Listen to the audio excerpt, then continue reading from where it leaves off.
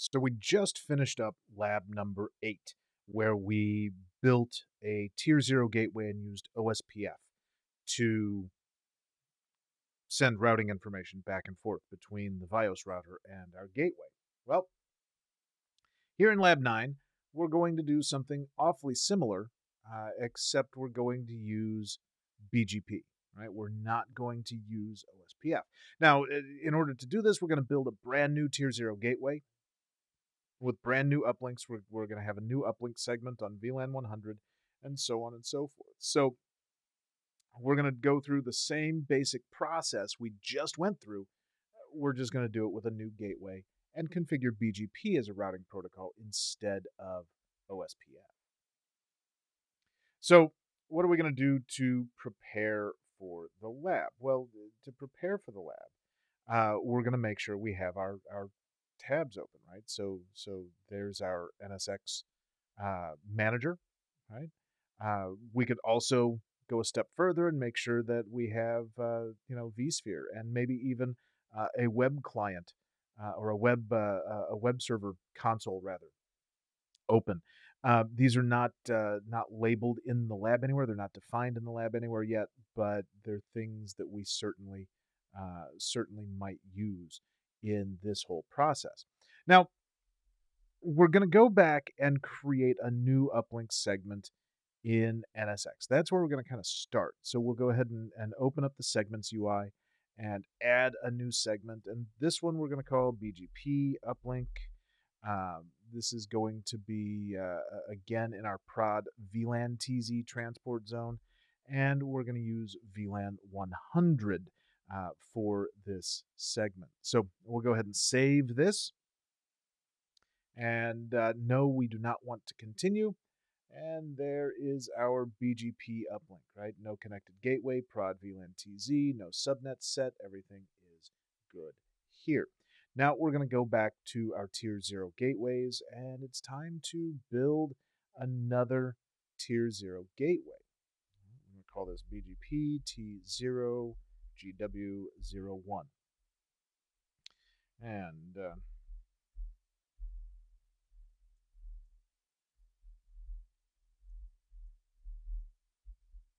right? And we all know my penchant for self-describing infrastructures, so I'll put in a description. And we need to look at this as an active gateway. Let's go ahead and select Edge Cluster 1 here. Now, I pointed out in the previous lab that we have to save the gateway object and then edit the interfaces. And here we can actually see the interfaces field. This is all grayed out. I can't change this. You can see the cursor change and everything. So I want to go ahead and save this gateway and then continue configuring. And now I can go ahead and set my interface. So let's go ahead and set this and add an interface. Again, we've been through this process once before, right? In the last lab, we've looked and done all of this same stuff. We're doing it for a new gateway here. So there's my BGP uplink segment. That's what we want to connect to, and we want to put this interface on SA NSX Edge 02. Right. So that's all we need to set for our interface. And we're uninitialized. Let's refresh. Success. That's a good thing to see. We'll go ahead and save this. And then we're going to scroll down. We've got our interface set. We'll collapse that a little bit and go look at our BGP configuration. Now, BGP is on by default. That's pretty great. I'm pretty happy about that. We're going to go ahead and change the autonomous system number. My autonomous system number, my local ASN, is 100 in this lab. So we'll set that. We'll leave everything else kind of configured as it is. And we're going to go ahead and configure a BGP neighbor. So what are we doing here? We're going to add a neighbor. Our neighbor lives at 192.168.100.1 and has an autonomous system number of 2. We're going to go ahead in our source IP address. Right, we're going to select our uplink interface that we created, We'll go ahead and save that. We're not going to worry about route filters or allow autonomous system in or multi-hop or any of our BFD or hold down or keep alive timers. We're going to leave all of those default, right? Just because we want that simplicity in our lab. You can go and explore that in another lab environment someplace, or talk about that in your environment, or think about how you would apply that. So we've got success, right? I did have to go and refresh. And, we can hit this little information button here. We can hit this little information button here. And that brings up BGP connectivity status. Well, it defaults to Edge 1. Edge 1 hosts our OSPF gateway, not our BGP gateway. So here, if we change this to Edge 2, we see some information, right? We've got an active connection from 100.2 to 100.1 to this particular neighbor, right? We can see ports. We can see how many messages have been sent and received, how many prefixes have been programmed, taken in and sent out, how many connection drops, and so on and so forth. So we kind of get a get BGP neighbor summary here. So that's kind of cool stuff. I can see that. Now, we don't have any prefixes sent or received yet, and that's because we haven't configured any route redistribution. So we'll go ahead and close the neighbors field, and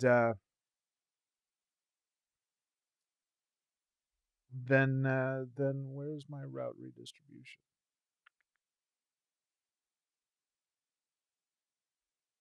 Where did that go? Oh, here I go, completely forgetting what the UI looks like. I was looking for route redistribution in BGP, like I didn't just configure route redistribution. Oh, man. Anyway, just shows we're all human, right? So we'll set our route redistribution. And we'll go ahead and build a BGP route redistribution. We can leave our destination protocol here. We're going to set our redistribution. Let's go ahead and set this the same as what we did just a couple of minutes ago with OSPF, where we set static and connected interfaces on both my tier 0 and tier 1 gateways. Right, on both of them. We'll go ahead and apply this. We will add this BGP redistribution rule, and we'll go ahead and apply that, and we will save here. Right. The lab guide says we want to verify that via BGP is enabled. That's a default configuration. So we've got that. Now, while we're here, let's go ahead and come back here. Oh, why is my neighbor down? That's no good. Why does my neighbor show down?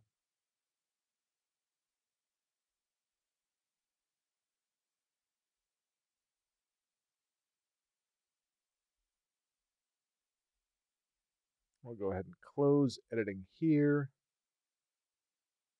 We'll start to view what's going on. So Edge Cluster 1, interfaces. My interface is good. I'm feeling 100. I'm 100.2 here. BGP is set. I have one BGP neighbor. Maybe we're just being a little impatient. Maybe we're not.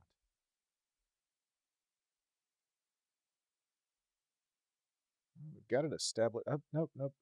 All right, so there we have just an impatience thing on my part. Just going through and validating there. There we go.